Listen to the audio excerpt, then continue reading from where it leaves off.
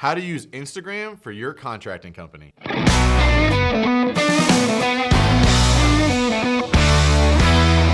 Instagram can be somewhat of a beast if you're not used to using it. The first tip I'm gonna give you is if you're not comfortable with it, what I always suggest to my clients is go start an account and engage with other people. Just look at their pages, engage with some of your competitors, like follow them, see what they're posting and see how you like using it.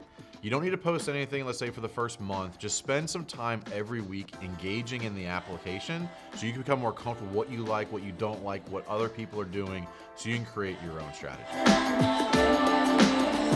All right, so different than Facebook, where I really believe that Facebook is more educationally focused, Instagram is significantly more about entertainment. The way people utilize it and how they engage with the application is for quick hit, make me smile, make me laugh, engage with me some way as the audience that gets me entertained. On Instagram, the stories work significantly better than on Facebook. I can't really answer why, I think it's just the way the app's laid out, but stories work really well.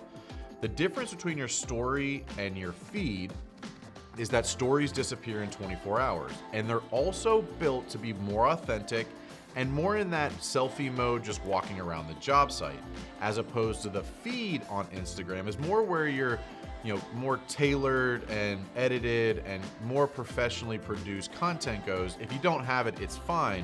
Just realize what lives on your feed stays there forever. What you put in your story disappears in 24 hours.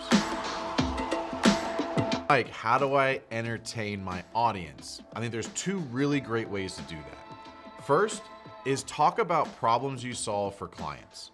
More often than not, people love the story. Not stories, but the story of the project, the story of how you do what you do, the story of why a project is going the way that it is.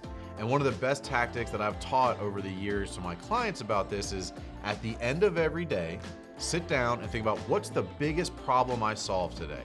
It could be internal, it could be external, but then just talk about it. Hey, we dealt with this today. Here's why it happened. Here's what we're gonna do about it.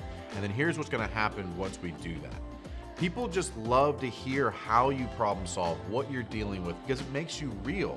The contractors out there pretending that everything always goes perfectly never really engage with their audience beyond that superficial level. But when people can hear from you on a consistent basis about what you're doing and why you're doing it and how you're overcoming issues and how you're adjusting your business to solve problems, people will start to trust you. They'll know you, they'll like you, and they'll trust you. So you don't need an actual professional photographer to do things. I actually did a photo shoot a couple weeks ago where the camera died and we ended up using an iPhone, and the iPhone pictures actually turned out a little bit better. So don't think you need some professional production crew.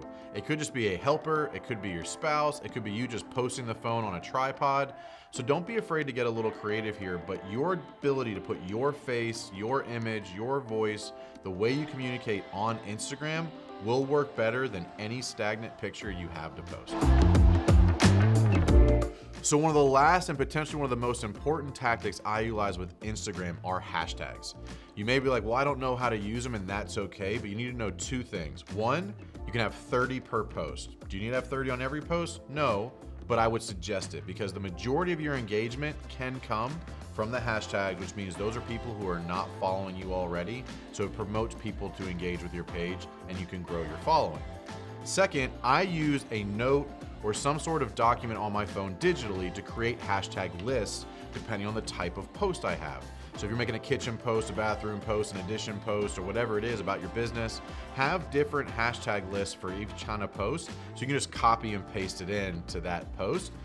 I'm not gonna write 30 hashtags every time. I don't suggest you do either. So I use the copy and paste method, and you should too. So once you get good at using Instagram, you'll see your following growing. If you wanna check out how I use it, go to @WinRate Consulting on Instagram and just engage with my page, follow me, shoot me a DM, say, hey man, I saw you on YouTube. Thanks for letting me check out your page, just so I can engage with you. But ultimately, I wanna help you guys get comfortable with social media so that you can get out in front of your marketplace and win fast